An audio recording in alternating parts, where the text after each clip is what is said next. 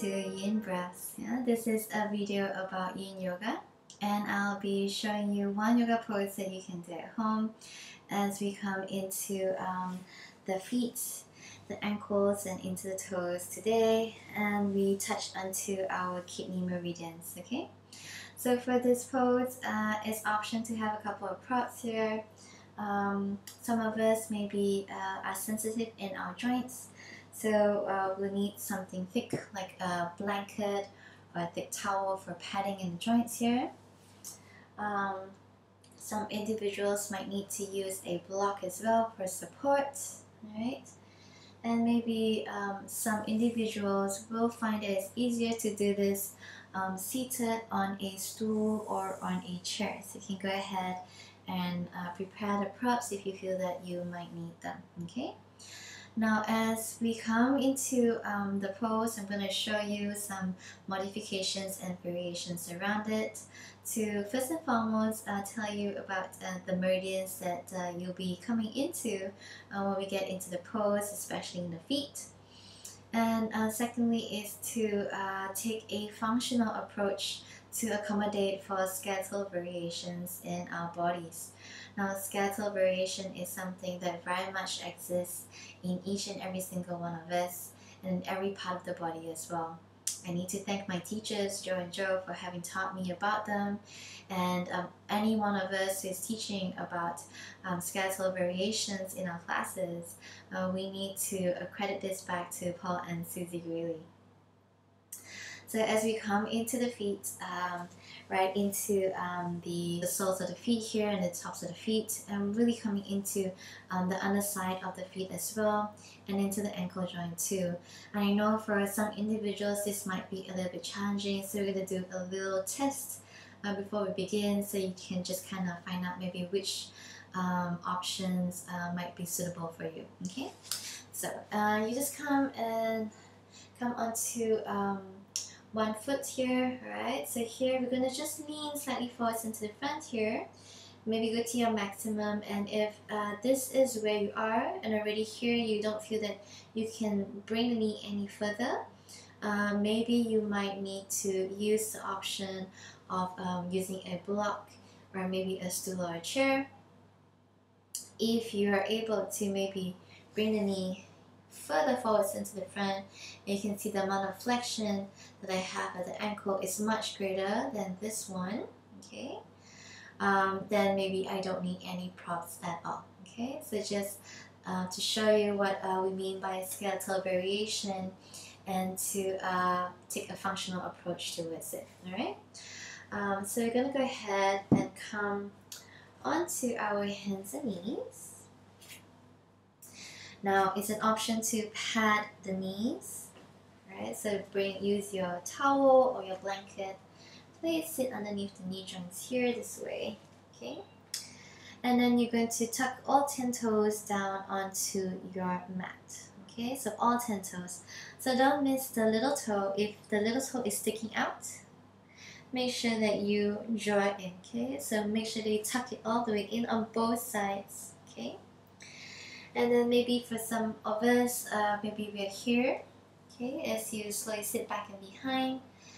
And you can bring the buttocks all the way to the direction of the heels, and we feel that stretch into the soles of our feet here, which is where the kidney meridian begins.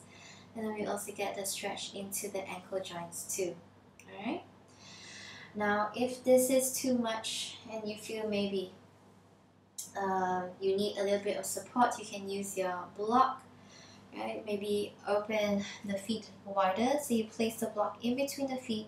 So either a medium height block, for some individuals maybe a tall height block, or use 2 blocks if you have 2 blocks, okay? And then you can sit this way, so there's less pressure on the knee first and foremost here. But you still get the stretch into the ankle joint and into the toes as well. Or maybe for some of us, we might find that it's easier to do one foot at a time. So maybe stepping 1 foot forwards and then now padding just that one knee this way here. So you can sit back this way as you get into the toes and the ankles in this manner, doing one foot at a time, or maybe using a stool. Okay, might be an option for you if you didn't have much flexion at the beginning, so that you're sitting on the stool and then you're just bringing the foot all the way down. Don't forget the pinky toe as you press into it this way. You can just lean the torso forwards into the front. Maybe just hang the torso all the way down and just chill out here. Alright, and you can stay here for about 30 breaths, which is the equivalent of 3 minutes, okay? Now, as you, whichever version that you're taking, whichever variation or modification, you are still getting a stretch, okay, into the toes, into the ankle, right, the back of the ankle joints here as well. So don't worry that you don't feel that you're doing enough. You are doing what is enough for your body, alright? And as we have all the toes pressed firmly down into the mat space, we're actually activating into the different meridians in the toes here. So, right, with the big toe, okay, pressing firmly down, that is the spleen and the liver meridians, okay. With the second toe, it's the stomach meridians. There's no meridian in the third toe. And then in the fourth toe, we have the gallbladder meridians, and then the last one is the bladder meridians here, okay? So really beneficial for you. And as into the sole of the foot, yeah, is the kidney meridian.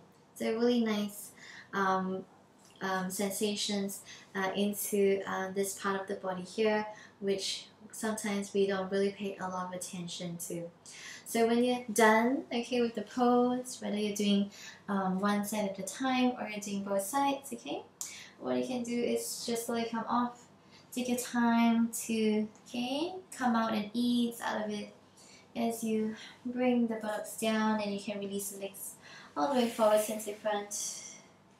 Maybe eases out the knees here too, as you just sit back and behind.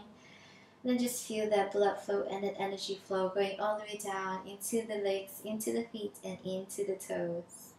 And then enjoy that sensation of the release right here. Okay? So feeling that beautiful energetic flow in the body.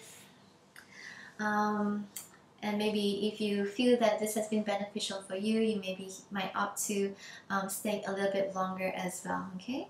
So you can maybe stay up to 4 or even 5 minutes if it feels comfortable for you. It's really good to especially stretch out into the feet. But like I said, there's lots of, we hardly pay attention to the space here, and there's really lots of ligaments and tendons that can do with a little bit of gentle stress, okay, into the body this way. So I hope that you have found this video beneficial and useful for you, maybe even a little insightful, and maybe you might apply some of this knowledge right now into your practice moving forwards from here. So whether it's a yin practice or whether it's any other asana based practice. Alright, thank you so much for your time, and I hope to see you in the next video too. Okay, bye.